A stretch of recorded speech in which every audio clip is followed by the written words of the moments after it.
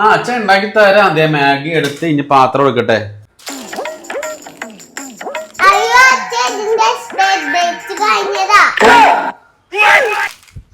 അയ്യോ ഇതിന്റെ expiry date കഴിഞ്ഞതാണല്ലോ.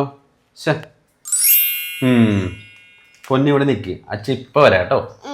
ഒരു മാഗി തന്നെ. വേറെന്തെങ്കിലും വേണോ? ആ 2 മുട്ട കൂടി തന്നേരി. ആ മുട്ട 2 അല്ലേ?